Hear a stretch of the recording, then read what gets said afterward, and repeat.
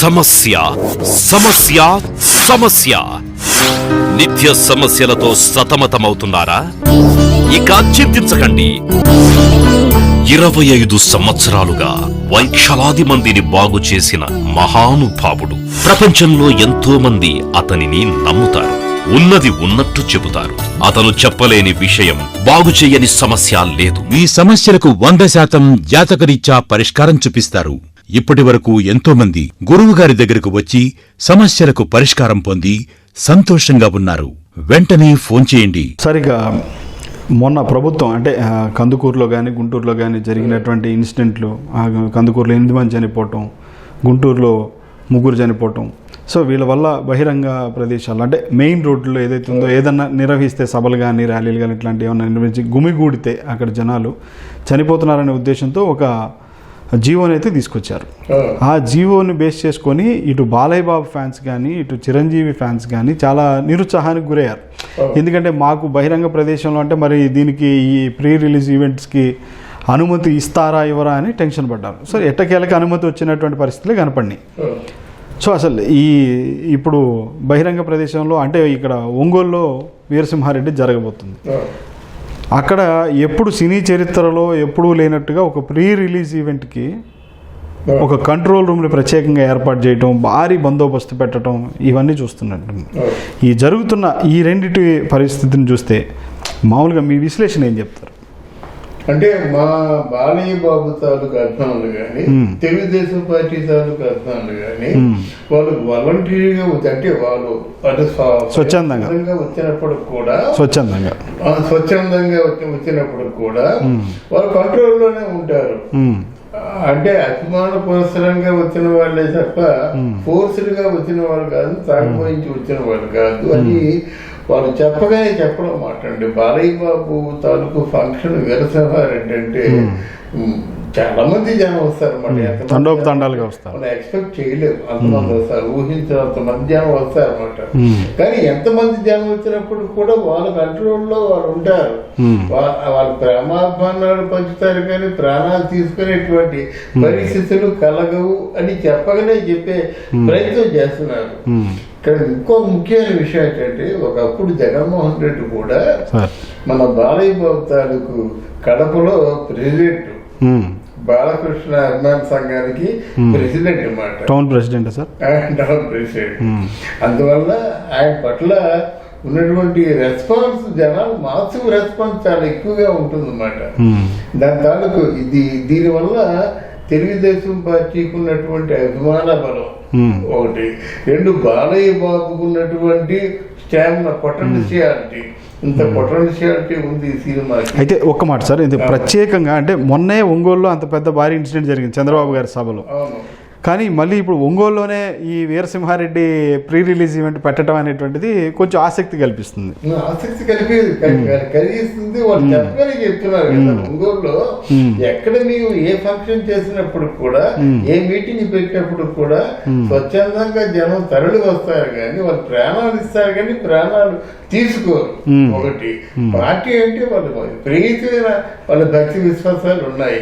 బాలయ్య బాబు అంటే ఇంక మరీ కూడా అంటే అభిమానులు అంటే మామూలు అభిమానులు కాదు, ప్రాణాలు ఇచ్చే అభిమానులు బాలయ్య బాబుకి. అలాగే రేపు ఎలక్షన్ లో కూడా బాలయ్య బాబుకి ఎదురు నిలబడే వాళ్ళకి ఎవరు ఉంటారు? హిందూపూర్ ఎలక్షన్ అంటే బాలయ్య బాబు అంటే కైవసం అయిపోయినట్టే. అలాగే తెలుగుదేశం పార్టీకి కూడా జనంలో ఒక మార్పు వచ్చింది, గణనీయమైన మార్పు వచ్చింది. తెలుగుదేశం తాలూకు సభలకు ఎలాగైతే జనాలు వస్తున్నారు, తెలుగుదేశం పార్టీ అంతర్లీనంగా బాలయ్య బాబు చేసినటువంటి యాక్టివిటీస్ లో వాళ్ళు పాల్గొంటున్నారు. అది చెప్తున్నారు ఇక్కడ వీరసింహారెడ్డి తాలూకు ఆ ఫంక్షన్ లో చెప్తున్నారు. మరి పోలీస్ కంట్రోల్ రూమ్ పెట్టారంటే జనాన్ని కంట్రోల్ చేయడానికి, జనాన్ని రక్షించడానికి ఓ మార్గం ఉందంటే పోలీస్ కంట్రోల్ రూమ్ పెట్టుకున్నారు అనమాట. ఆ స్థాయి జనాలు వస్తారని ఎక్స్పెక్ట్ చేస్తున్నారు. అంటే వాళ్ళు ఎక్స్పెక్ట్ చేసిన దానికంటే ఎక్కువ మంది జనాలు వస్తారు దేనికి, వీరసింహారెడ్డికి. రేపు 8వ తారీఖున అక్కడ యూనివర్సిటీలో వాళ్ళు మన Waltair Veerayya Andhra university. Pre release Andhra university ఇచ్చారు.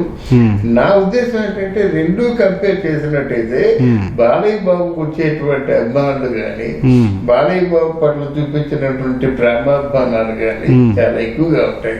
అలాగని చిరంజీవి తక్కువేం కాదు. చిరంజీవి కూడా ఒకప్పుడు మాస్ బాబు మాస్ ఎంతమంది రావాలో అంతమంది వస్తారు. అంటే ఒకప్పుడు నేను స్టేట్ రౌడీ చూసా. అంటే మాస్ ఉంది కదా, ఆ స్టేట్ రౌడీకి చాలా విపరీతమైనటువంటి మాస్ వచ్చారన్నమాట. అప్పటి నుంచే కదా చిరంజీవి మాస్ అంటే.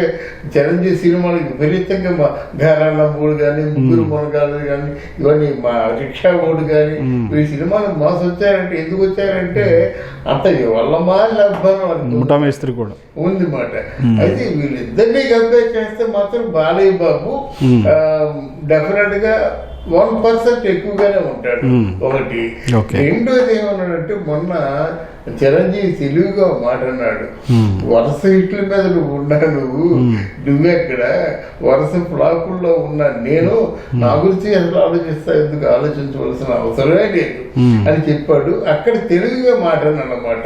రేపు పొద్దున్న వాళ్ళతే వేరయ్య డెఫినెట్ గా హిట్ అవుతుంది. ఇది సూపర్ హిట్ అవుతుంది.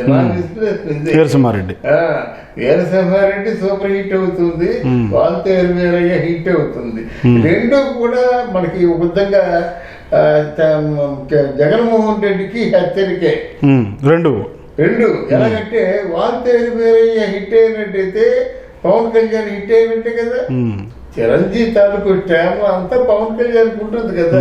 ఇంకో విషయం కూడా చెప్తున్నాను, చిరంజీవికి ఎంతైతే సత్తా ఉందో, రాజకీయ బలం ఉందో అదంతా పవన్ కళ్యాణ్కి వస్తుంది. అలాగే బాలయ్య బాబుకి ఎంతైతే స్టామినా ఉందో, పొటెన్షియాలిటీ ఉందో అదంతా చంద్రబాబు నాయుడుకి వస్తుంది. అంటే రాబోయే ఎలక్షన్ లో మీ పెద్ద హెచ్చరిక అది.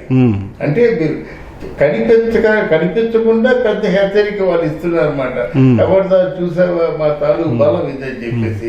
కానీ ఒక కోణంలో అభిమానం వేరు, రాజకీయం వేరు. అభిమాన నటులు వేరు, రాజకీయాల్లో పరిపాలనలో రాజకీయాలు వేరు, వాళ్ళకుండే అభిమానం వేరు అని కూడా అంటూ ఉంటారు కదా సార్.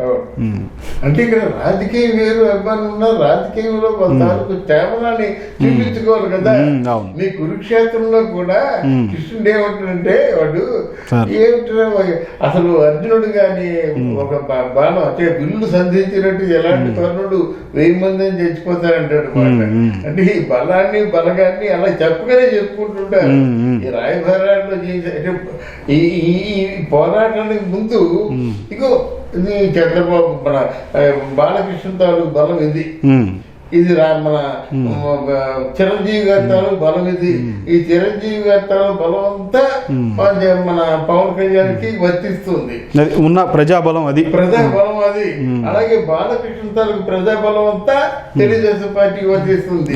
వీరిద్దరు కలిస్తే నువ్వు నామరూపాలు లేకుండా కొట్టుకుపోతావు అని చెప్పడం అనిపిస్తుందని నా ఉద్దేశం. అదేనండి. సరే అండి, ఇది ఖచ్చితంగా ఈ పార్టీకి ఏదైతే ఇప్పుడు అధికార వైసీపీ ఉన్నారో వైసీపీ పార్టీ శ్రేణుల్ని కొంచెం డీలా పడేసేటువంటి ప్రయత్నం అంటే ఆ పరిస్థితి వస్తుందంటారా? భయపడిపోతున్నారండి వైసీపీ శ్రేణులు. భయపడిపోతారు అంటే వాళ్ళు రామనారాయణ తాలూకు మాటని అంటే తేలిగ్గా తీసుకున్నారు. ఆయన సస్పెండ్ చేశారు కదండి. మనం ఏమి చేసామని అంటే ఇన్ఛార్జిగా ఆయన తొలగించారు, నియోజకవర్గ ఇన్ఛార్జిగా తొలగించి వేరే వాళ్ళకి సస్పెండ్ చేశారు. అయితే ఆయన మాటలు కొంచెం ఆలోచించదగ్గ మాట. మనం ఏం చేసామని ప్రజలు ఓట్లు అడుగుతా అన్నాడు ఆయన. అదే వీళ్ళు ప్రతి ఒక్కరు ఆలోచించుకుంటారు. 3.5 సంవత్సరాలు తాడేపల్లి ప్యాలెస్ నుంచి బయటికి రాలేదు కదండి. ఇప్పుడు వచ్చి మనకి 175 అంటే మరి నువ్వు అనుకోవచ్చు, ప్రజలు అనుకోరుగా. మీ తాలూకు రాజకీయ నాయకులు మీ పార్టీ వాళ్ళు కూడా అనుకోవాలి కదా మనం తప్పకుండా గెలిచేస్తామని. ఆ గెలిచేస్తామని భరోసా ఉన్నట్టయితే ఇంత కంగారు ఎందుకు పడతారు, ఇంత ఆందోళన ఎందుకు పడతారు, ఇంత ఆదాయ మాటలు ఎందుకంటారు? ఇప్పుడు ఏమీ కాకుండా అడవుపురం అంటున్నారు, ఏమీ కాకుండా ఏడుస్తున్నారు. ఎవరు ఏడుస్తారు? ఎవరైతే ఓడిపోతాం అనేటువంటి భయం ఉంటుందో వాళ్ళు ఏడుస్తారు, అంతే కదా. ఇప్పుడు రోజా అంత డీలాగా మాట్లాడవలసిన అవసరం లేదు కదా. ఇప్పుడు అలాగే ఈ పేరు కొడాలని కూడా అంత దిగజారిపోయి మాట్లాడవలసిన అవసరం లేదు. నేను మాట్లాడలేదంటాడు, మాట్లాడతాడు. ఆ మాట్లాడని చూపిస్తే మౌనంగా ఉంటాడు. వీళ్ళతో ఎలా జరగడం వీళ్ళకి అంటే ఒక ఎథిక్స్ లేని వాళ్ళు మాట వాళ్ళు వ్యక్తిగతంగా. సో అయితే మీరు ఫైనల్గా చెప్పేది ఏంటంటే మొత్తంగా ఇటు వాల్తేరు వీరయ్య మీటింగ్ కానీ వీరసింహారెడ్డి మీటింగ్ కానీ ఖచ్చితంగా వైసీపీ శ్రేణులకి కాస్త ఇబ్బంది కలిగించే పరిస్థితి జరుగుతుంది అంటారు. ఒక హెచ్చరికలా ఉంటుందండి. హెచ్చరికలా. పెద్ద హెచ్చరిక మాట. వాళ్ళు ఆలోచించుకోవాలి, ఆలోచింపజేస్తుంది ఇది. అంతే అదే ఉద్దేశం అండి. Thank you very much. Thank you.